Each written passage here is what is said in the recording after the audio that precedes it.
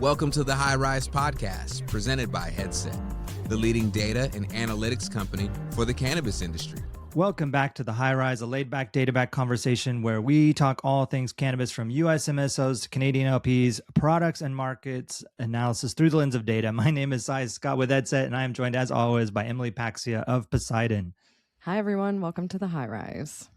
Good to be back, Emily. We've got a lot of news to cover, including some fun stuff happening in Alabama that I just wrote about. The fact that they've banned candy, but they've legalized gelatinous cubes. I don't know if gelatinous cubes are on your bingo card for favorite cannabis format, but yeah, I don't remember the last time I walked into a shop and asked to see their cubes.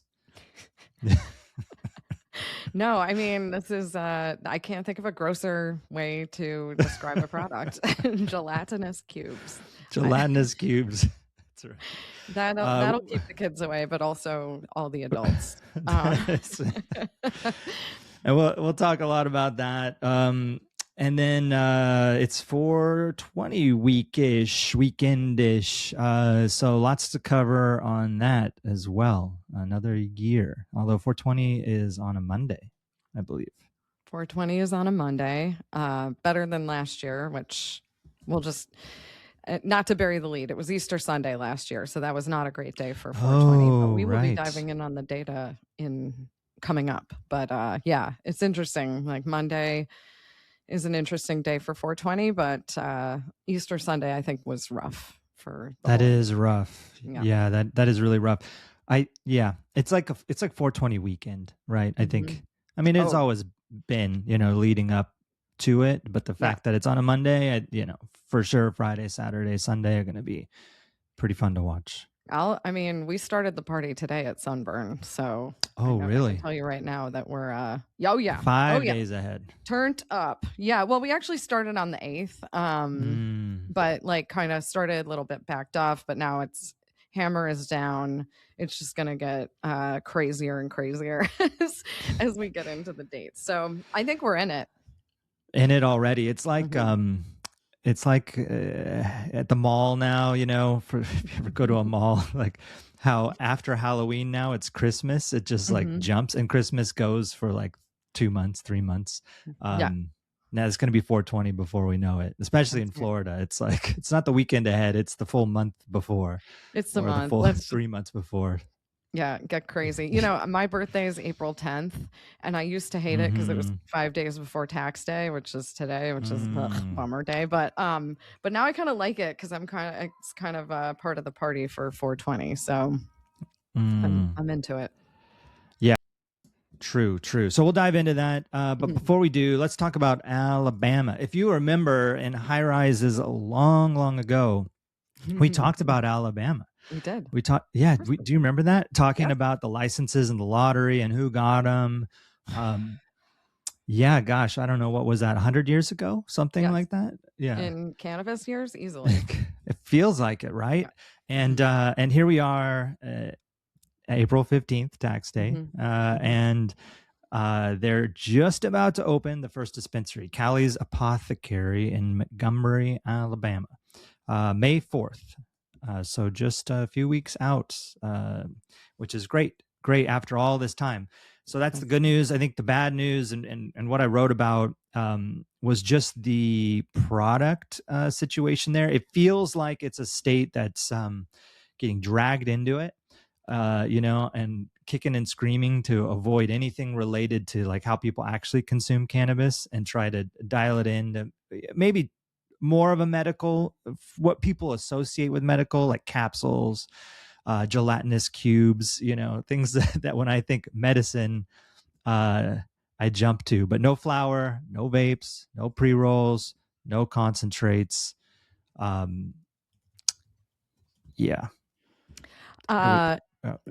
This is, do you ever see Caddyshack? Yeah, of course. Yeah, and there's like that great scene where Spalding's like, I want a hot dog, I want a hamburger, and, and Judge Schmelz is like, you'll have nothing and like it. I feel like Alabama Judge Schmeled us, and we got nothing and like we're liking it, and we're gonna have to eat gelatinous cubes as a punishment for our sins. Fun fact about Alabama: it's the most biodiverse state in the country. Isn't really? that fascinating? I know.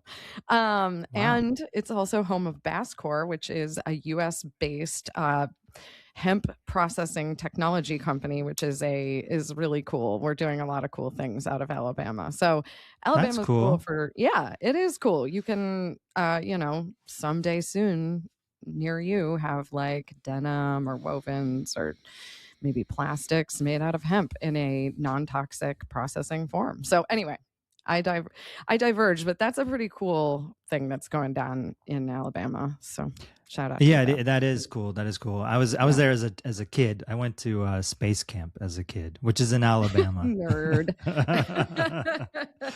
Actually, it's really cool. It's really cool. Yeah, it was pretty neat. It was pretty neat. But yeah, Huntsville, Alabama is a very technical town. It's where a lot of NASA's stuff is, right? A lot of, I think the engines developed and things like that. So yeah, it's got, Alabama's got, just a very unique history for sure.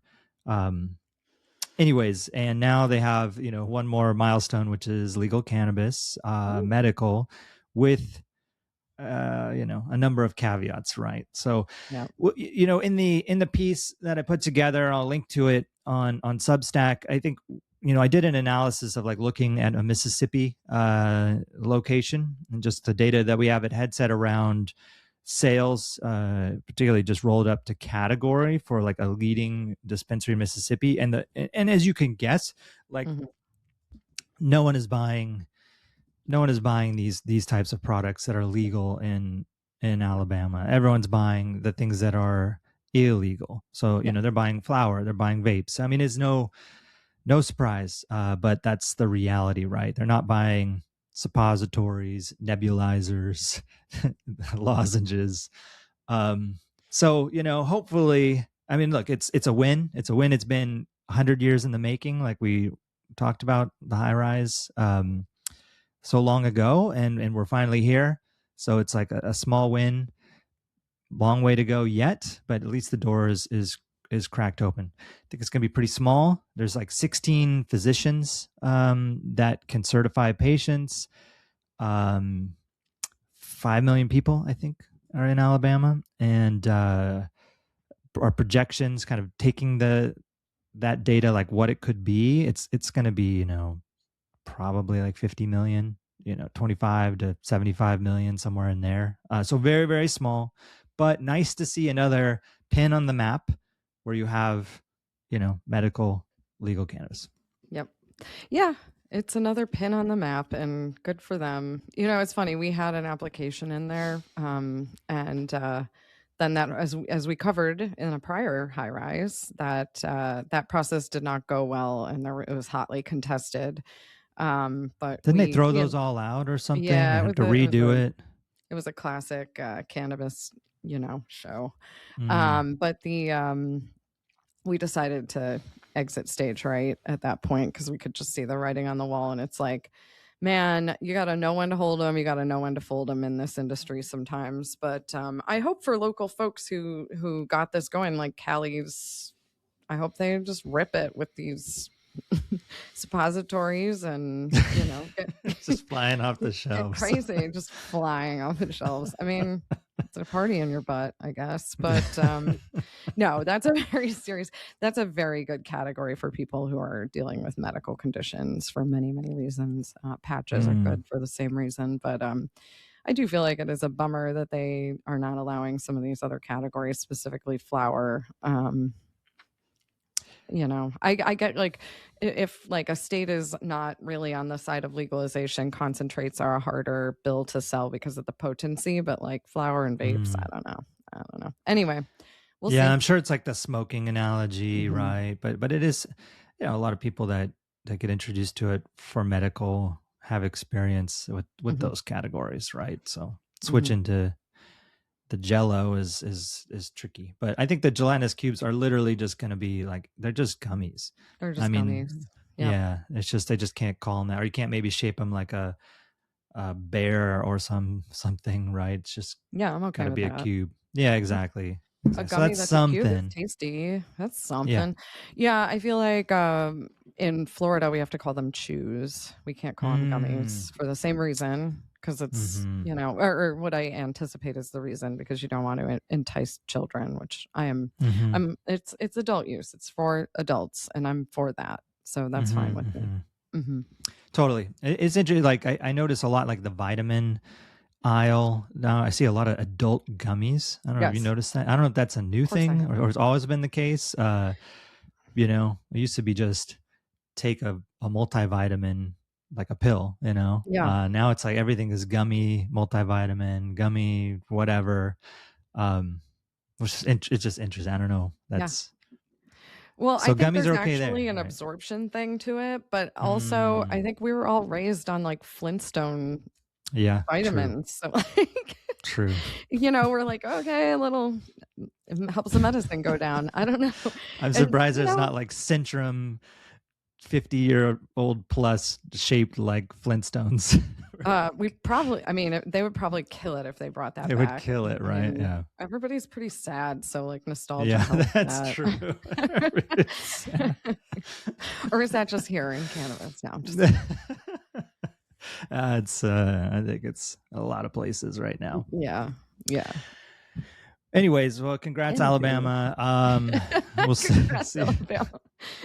You did it. It is amazing they did it, or they're about to do it. It's been a long road, so that's good. And speaking of the South, so Virginia, as we kind of move around the South area, did you see this headline? The governor of Virginia, they're on the precipice of legalization, right? And they want a delayed market launch. So they're looking at... Oh my God, I'm so surprised to hear that. Did you just fall out of your chair? Oh my God. Are you okay? Over with a feather. Okay, tell me more. Yeah. So 6 months or so, I think. It was planned to go live January, and they're looking at July. And in other not great news, they're also looking at, or they would like to expand the excise tax on cannabis. So as we track, more taxes is not always good for the industry, but they're trying to, they want to raise them 6 to 8% on the excise tax in Virginia. So starting with a low tax, I thought when I saw 6% seems pretty reasonable for an excise, and then trying to get it maybe to market rate, which is not good. As we've seen, higher taxes do not necessarily equate to more sales. So, so this could be, assuming it doesn't get perpetually delayed, the first adult use market in the South, right? Which is cool. I don't know. Would you have bet on Virginia, assuming they get there? Maybe North Carolina. I would have maybe bet on, but here we are. Well, here we are in July anyways. Northern Virginia gets some, kind of Yankee spirit in it. That's true. DC. So I feel like I could see that a little bit. That's a good point. Yeah. Yeah.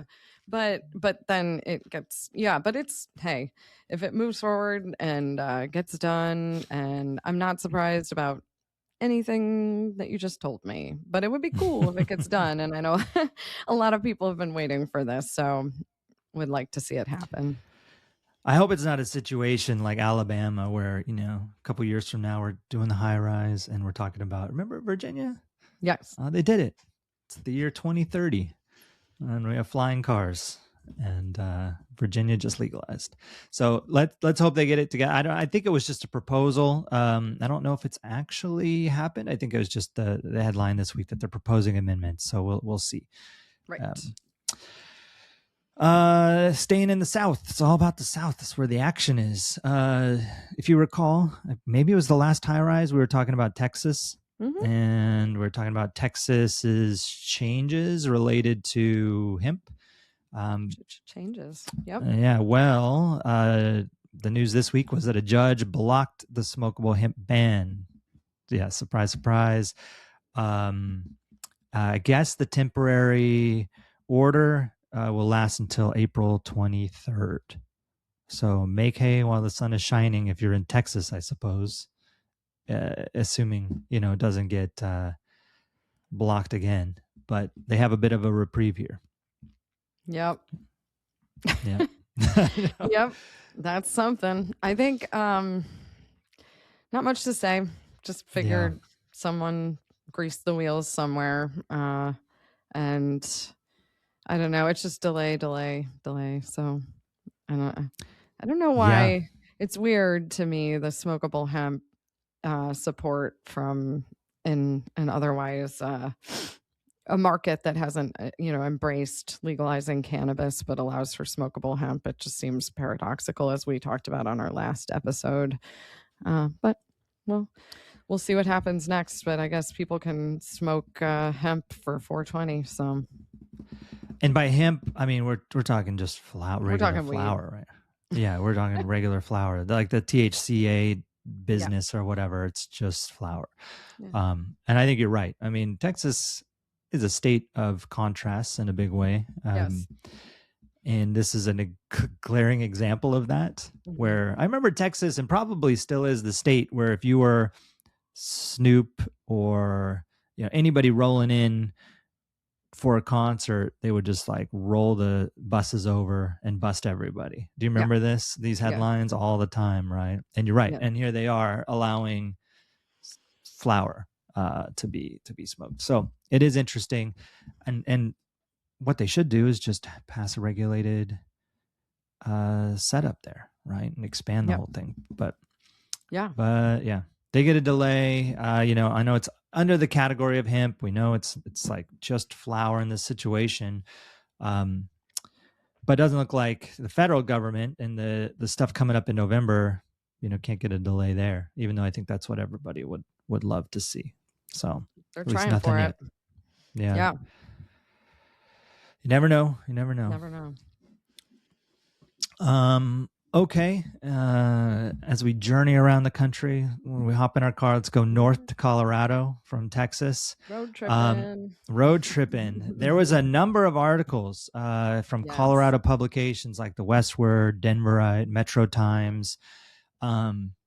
Really, I don't know. They need some Flintstone gummies or whatever, because they're bumming out in Colorado.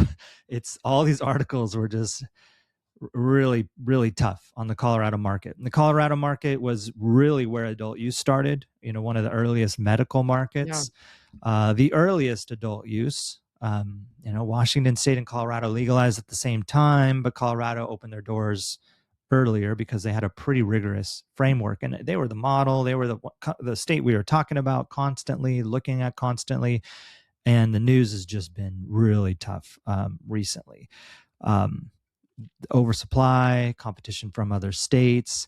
The Denverite was talking about PharmaCann closing their Denver grow, 132 layoffs related to that.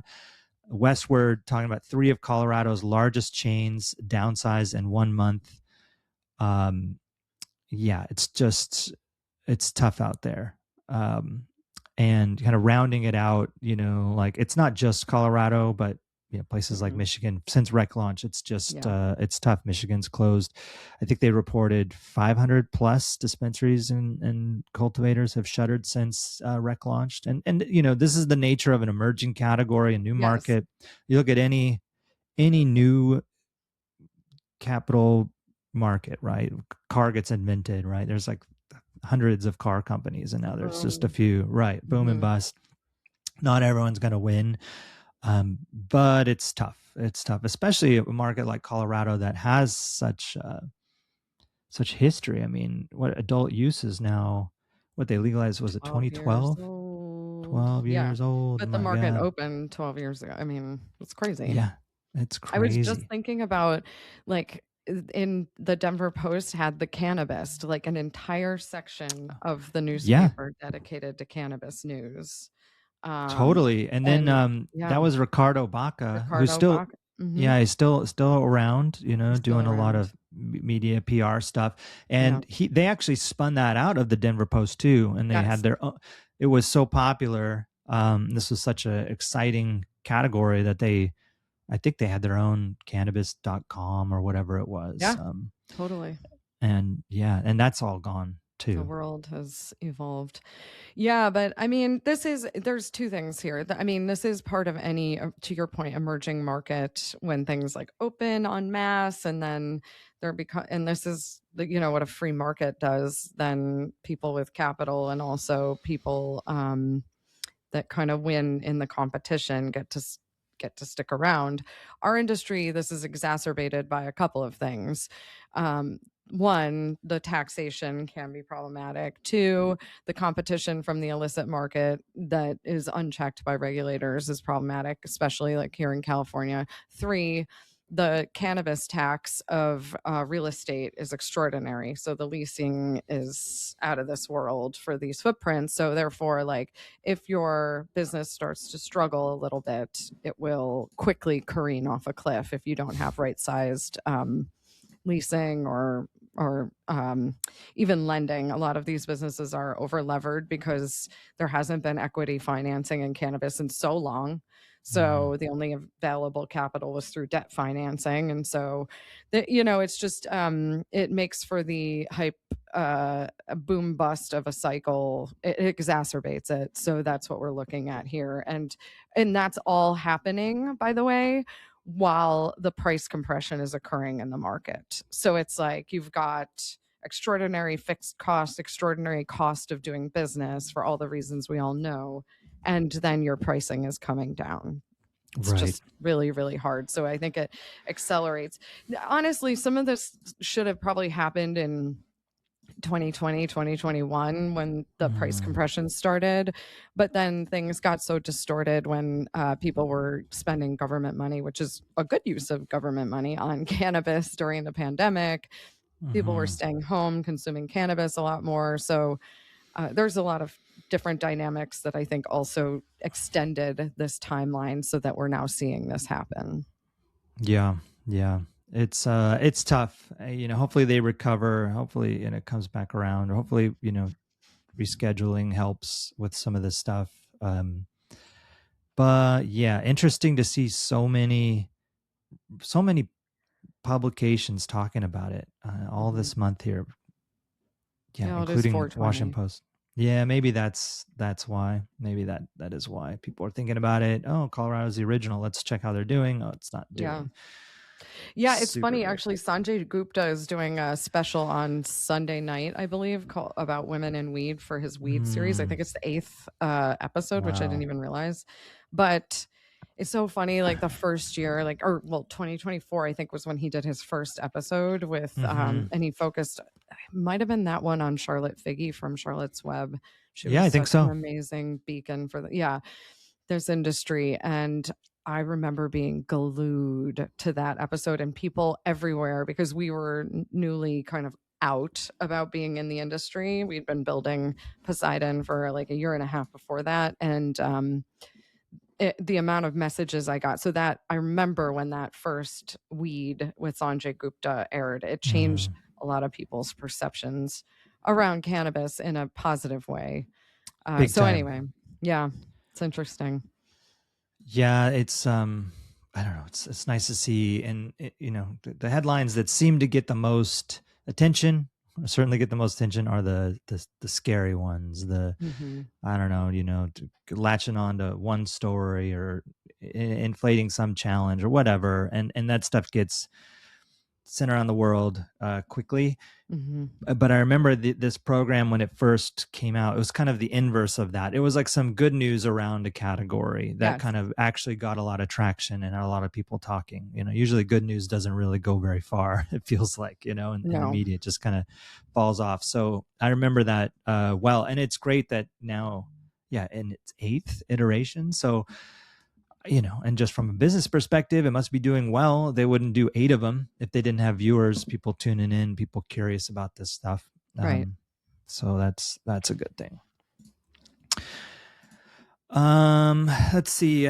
Other kind of notable things this week, or this month. I know we talked about the hemp stuff. Still, no real movement there. Medicare. I mean, that the pilot launched April 1st. I know there's the lawsuit. I haven't heard much about either.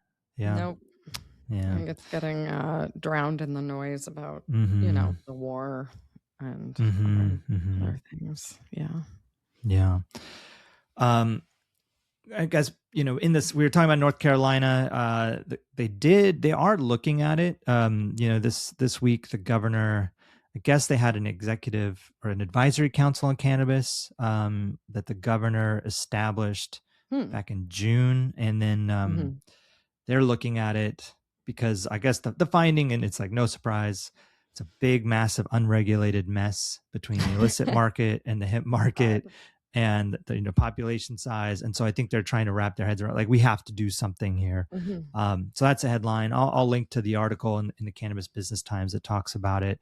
But maybe with the geography of Virginia, and there's not much room left in the South of states that have nothing at this point. So maybe it's kind of forcing them to do something, which is kind of the theme with Pennsylvania. It's a good segue because it's like Pennsylvania has been surrounded for a long time on all sides, and it's crazy. It's crazy. Alabama is going to get, medical before Pennsylvania gets adult use. And Marijuana Moment published this week that there was a poll, and 70%, 70, of Pennsylvania voters support legalization. I feel like the governor has talked about it numerous times, and I don't know if it's like the legislature or what's the holdup here, but it's madness. I know they have medical, and the medical is kind of wacky with the setup and the limitations and stuff, but given their geography, right? They've got New Jersey, New York, everywhere around them, and given that they're a relatively progressive state, it's really interesting to see this delay, right? So, I think there's some stuff maybe happening, but I also feel like with Pennsylvania, it's like I don't know, Boy Who Cried Wolf. I always say that, and then nothing happens. Like, oh, this is the time. This is the time where it's actually going to legalize, and then they don't. But I don't know. It's continues to be a narrative, a story, and to see the public support maybe is enough of a nudge to get him finally across the line. Maybe rescheduling comes, and then that helps, and it's just tip him over the edge here, right? And just make it happen. Make it happen. Right. And whatever happened to Delaware? Yeah. Remember that for a minute? Hi, I'm in Delaware. Delaware in general? Yeah. Yeah, exactly. Wayne's World. Yeah. Globally. Maybe that needs to be the new format of the high rise, where we're just in front of a state, we're talking about it. Hi, I'm in Pennsylvania, where they Whatever just happened to that? I'm in Delaware. Yeah, I like that. Dating Full ourselves with the Wayne's World references. Oh man, kids still know Wayne's World, right? I don't know, but all I know is that Alamo Drafthouse, my favorite movie theater, is doing a Wayne's World night soon, which is just my gosh, dude! I watched that on a plane recently, and I was laughing out loud on the flight, and I was like, I didn't know if it would hold up. It holds up. I report back. Oh, amazing. I report back. It's really funny. That'd be a good rewatch. Very silly. Yes. They did 2 of them, right? They did. Yeah. That's a good 420 watch. There you go. That would be good. That would be good. Huh. Well, speaking of 420, let's talk about it. Let's do it. Yeah. So high holiday. Here we go. That headset, we're always doing reporting. And it's interesting. I think this year we get a lot of requests, as you can imagine. People want to know how are sales this year, given that it's like the big sales day. And it's tricky because, comparing 420 to 420, like you said, you're comparing, last year it was like you're comparing Easter Sunday to the Saturday the year before, right? So it's always tough, but that's what everybody wants. So, we have to think about it in the context of like well, full weekend sales or whatever. So it's, right. I don't know, buyer beware out there. You know, people, when you read the headlines and stuff, if it looks bad or the numbers are down, maybe they're just talking about Monday sales and like, maybe how does it compare to an average Monday? Or Right. maybe the sales on 420 aren't great because everyone was shopping Friday, Saturday, Sunday, or in the case of Florida, you know, Wednesday, Thursday, Friday, Saturday, Sunday. By the time they get to Monday, they've already bought everything. So, you know, it's going to be an interesting day for reporting. I think where I know what we're doing is publishing a real-time dashboard. I'll link it in the show notes so everyone can bookmark it and check it out. It'll be live all weekend, and you can essentially see, you know, where sales are happening, on who's winning, you know, what people are purchasing and stuff. It is super cool dashboard, all live streaming point of sale data. So as the transactions are happening, it's reflected on the screen. So it's like a really cool dashboard to just kind of monitor. So if you are into this stuff, I encourage you to, you know, turn it on, you know, put it on in the break rooms at your shops, or, you know, at your location to watch and see how it's going. So I'll link to that. And it's yeah, my stay favorite tuned. thing every year for 420. I love it. That's awesome. We've done a lot of different things, and the technology now, we've got it in a place where like we can pipe the transactions as they happen right into the dashboard. We used to publish maybe visualizations after, like, oh, here's what it looked like for the day, and it'd be like a video animating. I loved it though. Yeah, and that for sure, that stuff is cool, but this real-time stuff is next level. So we'll share that for sure. And yeah, I think just to give a sense, that's a good call at some of my shops. It's just really fun because it shows how connected the whole country is on that date around cannabis. That's cool. Yeah, it is. It is really neat. And you'll be able to click into different states. So if you only care about Florida or care about, you know, Arkansas, wherever you're at, you know, you can do that. Or if you want to watch the whole country, including Canada, you know, what's going on, you can do that. You see the brands moving up and down the charts as they sell. It's pretty neat. It's like when I watch the visualization, because you're right, it comes after so it's like a little 420 gift bag. It's like how I think of, but it's like watching, you know, when you're in a stadium and you watch the wave go around the stadium. I feel like that's what the 420 data looks like. It's like the wave starts on the East Coast and then it goes throughout the whole country, and we'll have more states this year. It's fun. I love watching it. Yeah, it is really neat. It's the scope and the scale. Every blip that you see is someone at a register, you know, transacting, right? And so, I don't know, you'll see, and the blips are color coded based on like the size of the transactions. You can really see, what's going on. Yeah, it's kind of, you know, we look at these numbers all the time. We see all this data and we talk about billions of dollars of transactions, you know, every month coming through. But when you really look at it geographically and the scope and the scale of it, you do realize, you know, it's a pretty sizable industry here, especially when we were talking about Colorado, you know, at the top. It used to just be right there. And now, you know, 12 years ago, would have just been Colorado blinking, and now it's like the whole country's lighting up. I didn't mean that as it's a good pun though. So, the whole country's lighting up. Get lit. So you get it. So take a look. It's I don't know, it's pretty cool. So I'll link to it in the show notes. Last year, on 420 or the 420, our recap, I think we, you know, estimate about 50 million in sales attributed to it, 3 million units sold. There wasn't that many good stories. I remember we tried to dig some out, and we really had to, like, it's like a needle in a haystack. You know, like Montana had like almost a 3x a typical Saturday sale, right? Montana's just a small market. Yeah, exactly. Exactly. I mean, you know, that was like the headline, but Oregon, California, Arizona, you know, all two times their normal Saturday sales. So, you know, it was a bit of an outlier in that sense, but it's also a very small market. So discounts, I know we saw the biggest discount jump was in Oregon, across all markets. I know where things are already so cheap. So cheap. Yeah. And then Ohio was the most underwhelming. And that will be interesting to watch this year because Ohio is much more mature now than it was at that point. I think I don't blame Ohio, right? They're new. This is last year. They're like, yeah, why discount? People are buying this stuff. It's flying off the shelves anyways, Yes. So they only saw like an 8% sales increase. But I mean, that's crazy when you have on average stores in California doing 2x or Montana doing almost 3x. So underwhelming extremely in Ohio, but I do know it's a brand new market. And so, I think this year will be a different story for Ohio. Yeah, she was a pretty young thing at that point. So we'll see what she does this year. PYT.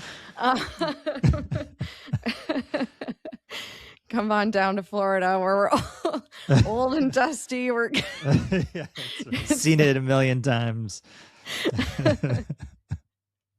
Old and I love dusty. Florida.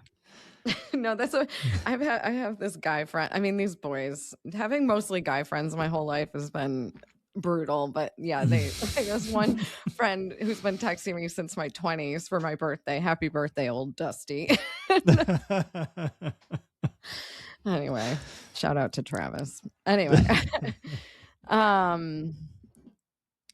right, well, I'll go Ohio. Let's see. Let's see how you do. I think they're gonna certainly post bigger numbers. We'll see how they do, just growth wise. So that's kind of where we were last year. It was a weird year. I think this year is going to be weird. I guess we have category winners. Beverages grew the most. Yes. Percentage basis, obviously beverages is a small percentage of the market in the regulated cannabis industry. So you're seeing a high percentage growth on a small base. That's not that surprising. No. Pre-rolls did really well. Also not surprising. Yeah, grab and go, right? Easy thing to just throw in, especially when you're getting super good deals and you have $50, $60 to spend, you're just like, throw it in. Yes. Vapor pen, smallest lift. So I guess surprisingly, but edibles did pretty good. 162% unit surge, but 74% dollar sales increase. So over discounted, I would say, right? Moving units. I don't know, maybe there's a timing thing. It's a good opportunity to get old stock off your shelf. But not really moving the bottom line, right? From a dollar perspective. Right. So I think, some of you're right. Like it's a big unit month. It's a big time for, especially these like the 10, 20 days of 420. But it's also a time for loyalty. It's a time to really engage with your customer, your patient, depending on your market. And I think that, while the heavy discounting is going on, I mean, we already see things at 60% off with some of our competitors in Florida. It's like 60% off. Mm-hmm. Wow. Yeah. Wow. Store wide. That's insane. Wow. I think one of the things I'm seeing from some of the other companies that I follow and also what we do at Sunburn is like, you think about also fan favorite products. So 420 is the high holiday for the real fans of cannabis. And it's also a day for people who are kind of like, like the Johnny come lately to the party, they can try it out and have a good time with it and participate in a national event, which is cool. So I think that, we focus at Sunburn, we're bringing back some of the fan favorite products that are kind of a little bit more niche, like the hash sticks or the, and some of the hash products that people really love and request. So that's a fun way to play it. I know like GTI, for example, with Rhythm, they're bringing back their Queen Cola product, which is super cool. It's like, it comes in this beautiful box and it has like this really cool graphic component to it. And it's not a beverage heads. Right. It's a cola, which is the top of the plant. Which is when I first heard that, I thought the same thing. Like, wow, that's a lot of work for like a soda, put in this nice box. unboxing of a Pepsi. Yeah. But not that type of cola, right? No, it's a queen. It's the queen It's of a the queen. plant, which is, That's I super think, cool. Do you ever cool. see that? I don't know if I've ever seen that. I've never been to a store where I could just go buy cola. Have you? Like, no, not before I saw the queen cola occur. yeah. No, I think it's really cool that they do this, and Yeah. it's for people who love the plant and love the flower, it's a pretty neat experience. So it's making the rounds, and they do it as a special drop, and I think that's really neat. Yeah. It looks like I'm looking at it's like out of stock already. Yeah, I'm sure it's like that's the thing too, is that people go crazy for these drops, these special product drops. Another group that is a known excellent product company is Groon. They actually just recently joined the Wild family, if I have that. It's absolutely correct. And it's like they're like now an edibles juggernaut. I mean, they already both were. They both were on their own, right? And now, yeah, I mean, it's crazy, the scope and scale of that organization now in combination. 100%. And what I think is really cool, I mean, that's such a cool company anyway, Groon, and they've already been doing these different form factors over time, which I think is really smart, because the gummy category, the edibles category, has been really noisy and it's very competitive. But they have this new product they're launching in time for 420, or it's launched already in time for 420, called Pixels, which is fun. Pixlz. And it's their take on cannabis nerd clusters, which is such a crazy that product kills in regular CPG. And so I thought this was really cool and they're doing it in Arizona and New York. And New York should have a good 420, because that's a PYT right now, that New York market. New York had challenges around discounting too. Like you couldn't discount. Now you can. I think there's limits on the discounts though that you can do. But now that you can, I think we're going to see a bigger 420 boost for sure. Yeah, and as a friend of mine says, Arizona is 420 all the time, because that's a very competitive and discounted market. It's like Florida. I feel like Florida is 420 all the time. 420. It's 420 somewhere in Florida. I was looking up some Florida deal stats that we published just when you said that 60%, and our Florida deals feed that you see. The top deal, 64% off store wide. Yeah, 60. Exactly. 64. A lot of weed. Okay. Yeah. Yeah. I mean, it's weird. I don't know. 64. Interesting number to stop at. It's literally like 66% is 2/3, right? Yeah. It's like essentially 2/3 off. Store wide. Following that, there's a 55% off store wide and 50% off. There's one on here, Doorbuster. It's like Black Friday, 2-gram vape for $20. I don't know. I'm sorry to yeah, that is wild. It's wild. Yeah. No, and like you said, like maybe people are trying to move product. I know that happens in some markets. Like we don't have lingering inventory. We sell through really fast, under 40 days. And so, you're not, like, to your point about Ohio, you're not enticed to discount at that level, but we try to offer other ways to reward our patients. Like we're doing big loyalty sweepstakes things for experiences. We're trying a lot of different, we'll do some doorbusters. Doorbusters are a fun thing that happen on 420 week to get people kind of coming by. You get a little goodie with a purchase or something like that. I mean, that model works for the Black Friday, right? People come 100%. In for some TV and then they walk out with more stuff. Yeah. So it's fine. I guess I don't know if I see doorbusters all that. I'm not looking at deals all that often to be fair, but doorbuster just kind of cracks me up for weed. But yeah, maybe it works. People do queue. It's crazy. It's, Wow, the yeah. thing, besides sneakers, people queue for cannabis. So that's cool. Florida, I mean, with all this stuff, it isn't, you guys have to do your own thing, right? It's completely vertically integrated. So Yep. it's not like you're all selling the same products Right. in all the shops. And so everyone's just discounting or fighting on discount for the same thing. There is going to be nuance of like the products, right? Like you mentioned, you guys sell through much faster. You don't have excess inventory. I'm sure product quality, all that stuff goes into account. But yeah, just two thirds off. That's a record for me. It's Yeah, I'm that's a having a deep hard time cut. processing that one.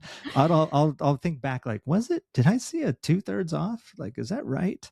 Just seems so wild. But 420 week, no Yeah. sweets.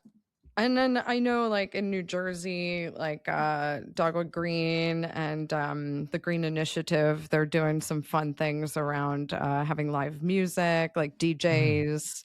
They're going to have some, I think, athletes coming by. I mean, it's fun to have other activations and engagement. This is where cannabis as a lifestyle product, it's also obviously wellness and medical product, but cannabis integrates in other aspects of our life. So having those connections of music and things like that are really fun for the industry. Mm-hmm. Mm-hmm. I saw Steezy's got a bunch of events throughout California.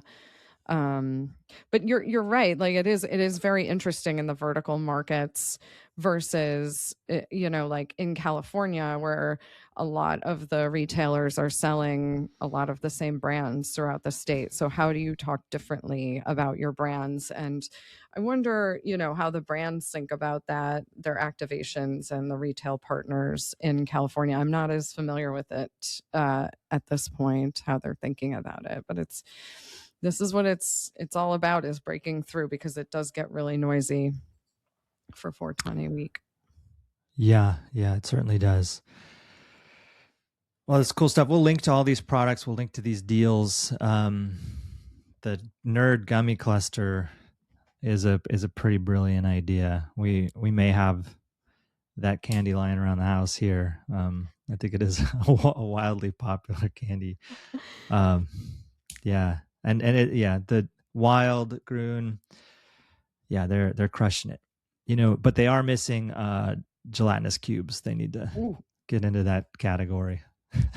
It is funny that we started at gelatinous cubes and now we're at gummy clusters. Pixels. Quite a different experience of a market. It is. And, like Florida, we're talking about this stuff, doorbuster deals, and Florida's a medical market that, obviously has a medical component, but it also looks a lot like an adult use market with things like doorbusters. Like look forward to the day when Alabama has their doorbuster deals, their doorbuster suppositories and nasal sprays. But never say never. Spray is a good idea, but yeah, it is. Yeah, I'm trying to imagine the after whatever, like the run. Anyway, but it's a good absorption pathway for cannabinoids, so it's good. It's good. Anyway, so 420. So we'll follow up with a bunch of goodies, right, about all the fun data that'll be in the store notes or the store notes. Show notes. No, for sure. And stay tuned. I'm sure we'll be posting a lot on LinkedIn. It's usually where, at Headset, we're posting the data. So stay tuned for the results and to see if we can find any needles in the haystack this year, the next Montana. I do think you're right. Like New York will be fun to watch. I think Ohio will be fun to watch, given they are the PYTs of the market. And, how are they doing? It'll be interesting to look at Colorado, poor beat up market out there. It's all testing to see how they do. Yeah. Yeah, or like Arizona where it is party all the time, Michigan where it's party all the time. It's just, yeah, I mean, it's going to be interesting. Missouri, I'm definitely going to watch because that market's popping off still. So it's good to see what's going on down there. Definitely. Always fun. Well, enjoy the 420 weekend. Best of luck with it, Emily, as an operator there. And yeah, look forward to catching up at the next High Rise where we bring the results. Thanks for listening to the High Rise podcast, presented by Headset. For more information on Headset, visit headset.io.